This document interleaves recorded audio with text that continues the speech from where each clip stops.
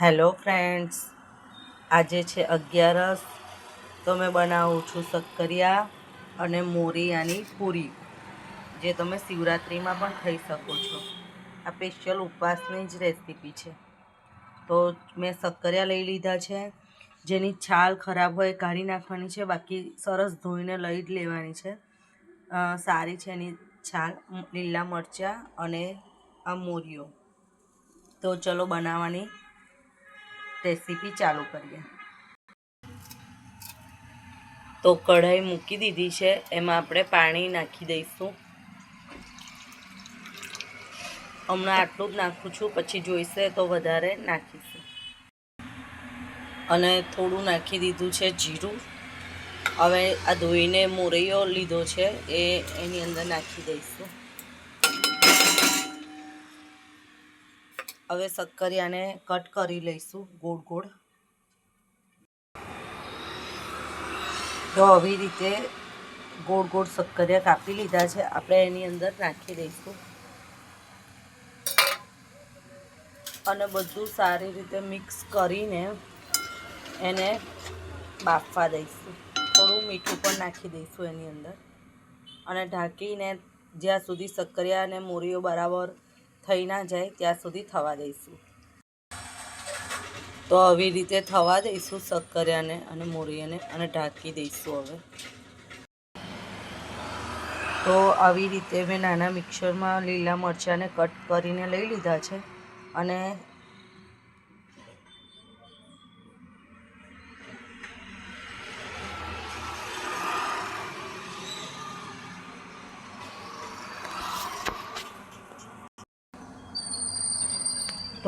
આવી રીતે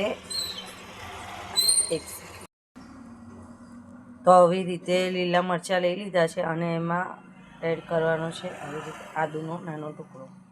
એ પણ નાખી દઈશું અને એની પેસ્ટ જેવું બનાવી દઈશું. તો આવી રીતે લીલા મરચાંની પેસ્ટ બનાવી દેવાની છે. ઠારીને ખોલીને ચેક કરી લઈશું. વચ્ચે મેં એકવાર ચેક કર્યું હતું.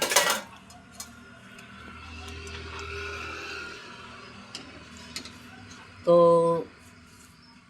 બંને વજન સરસ થઈ ગયું છે. હવે એને ગેસ બંધ કરી અને એક થાળીમાં લઈ લઈશું.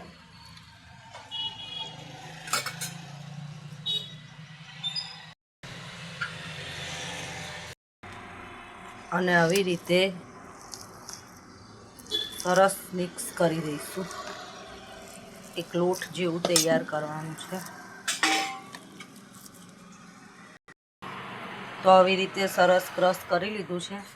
હવે એની અંદર જે આદુ મરચાંની પેસ્ટ કરી હતી એ નાખી દઈશું. થોડી તીખી હશે તો વધારે સારું લાગશે. તમે તમારા ટેસ્ટ પ્રમાણે તમે એડ કરી શકો છો. થોડું લીંબુ એની અંદર નાખી દઈશું. થોડા ધાણા નાખીશું.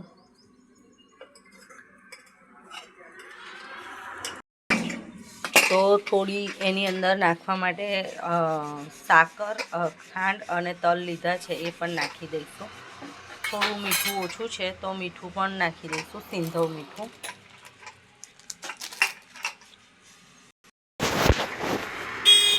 તો બધા મસાલા કરી દીધા છે. હવે એને મિક્સ કરી દઈશું.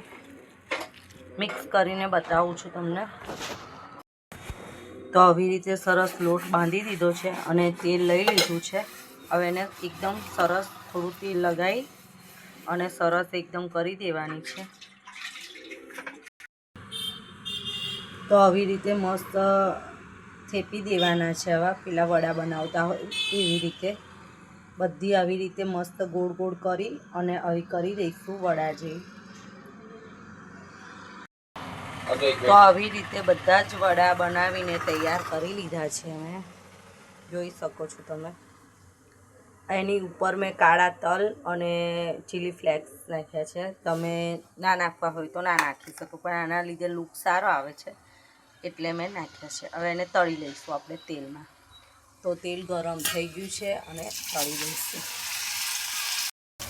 તો ફ્રેન્ડ્સ જોઈ શકો છો આવી રીતે તળવાના છે મીડિયમ ફ્લેમ પર. હવે એને પલટી દઈશું. તો ફ્રેન્ડ્સ, મેં પણ રસોઈ બનાવવાનું કામ કરું છું. જ્યારે મને ટાઈમ મળે છે ત્યારે મેં તમારી માટે આવી નાની નાની રેસીપી લઈને આવું છું. જ્યાં રસોઈ બનાવું છું ત્યાં આવું બધું બનાવડાવે છે મારી પાસે. તો તમે પણ બનાવીને જરૂરથી આવી રીતે ટ્રાય કરજો. તો ફ્રેન્ડ્સ, તૈયાર છે શક્કરિયા અને મોરૈયાના વડા. તો બનાવીને જરૂરથી એકવાર ટ્રાય કરજો. જય માતાજી.